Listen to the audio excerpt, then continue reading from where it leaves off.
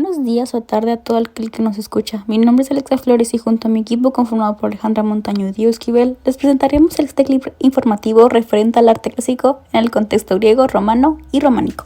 Para este clip comenzaremos con un contexto occidental clásico, después de eso hablaremos de la Grecia, Roma y el arte románico dando ejemplo de su arquitectura, escultura y pintura. Luego haremos un contexto inmediato para terminar con una reflexión y nuestras referencias. Se menciona que la época clásica, desde la derrota persa y la muerte de Alejandro Magno, formándose poco a poco en un interés mucho más creativo bajo la influencia poética y filosófica. El ser humano como individuo pasa a ser lo más importante.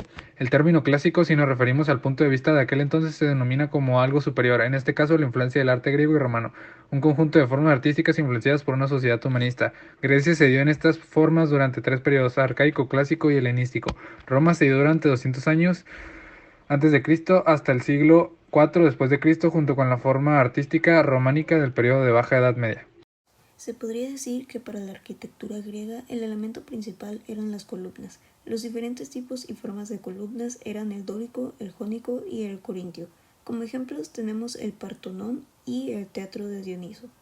En la antigua Grecia, el escultor es libre de expresar lo que sea, pero con el propósito de buscar y lograr la perfección humana. También cabe destacar que hubieron tres épocas: la arcaica, la clásica y la helenista. Estos dos son ejemplos de las más famosas esculturas de la antigua Grecia y son el Discóbol y Venus de Milo. El conocimiento sobre los pintores griegos es nulo, pero aún así se puede apreciar en sus obras los efectos de realismo que podían producir mediante las descripciones de algunas pinturas. Tristemente, la obra de estos artistas se ha perdido casi por completo, dejando solo copias y fragmentos que nos dan una idea de cómo era la pintura de aquella época. También cabe destacar que la mayor parte de las pinturas se mostraban urnas como las que se pueden ver. Aquí podemos ver a Aquiles y Ajax jugando a los dados y Heracles con el toro Minos. Como arquitectura, tenemos el Coliseo Romano, que era un anfiteatro construido en el siglo I en la época del Imperio Romano. Tenía espectáculos como peleas de animales, ejecuciones de prisioneros y peleas de gladiadores. Al mismo tiempo está la Maison Carré, que es un templo de la época romana con propósitos religiosos y un culto a los dioses romanos. Cuando hablamos de escultura está el rapto de Proserpina. Se trata de un conjunto escultórico que representa a Plutón, rey del inframundo, raptando a Proserpina, hija de Júpiter y Ceres. También está el sarcófago de Usillos, creado en el siglo II después de Cristo. Es una pieza importada de Roma y encontrada en Palencia. Está realizada de mármol y presenta diferentes escenas de la historia de Orcetes que se lee de izquierda a derecha. En la pintura tenemos dos piezas similares, la Vía de los Misterios y las Bodas Aldobandrinas. Ambas piezas, de pasar de haber sufrido erupciones, siguen manteniéndose en cierta medida intactas o bien preservadas, por lo que son consideradas muy importantes para el estudio y desarrollo de la cultura romana.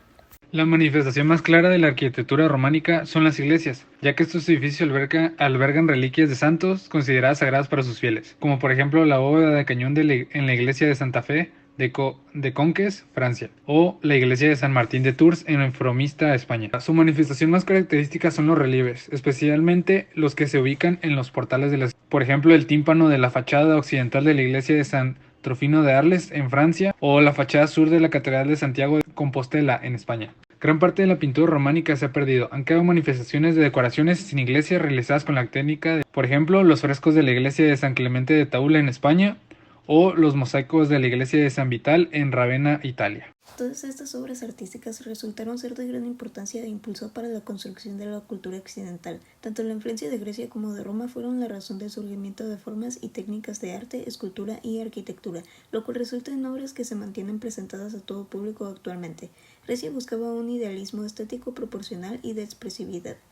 Roma buscaba la majestuosidad, robustez y uniformidad del imperio. Y por último, el arte románico presentaba la austeridad, disciplina, desproporción, pero ante todo la importancia a la grandeza del ser.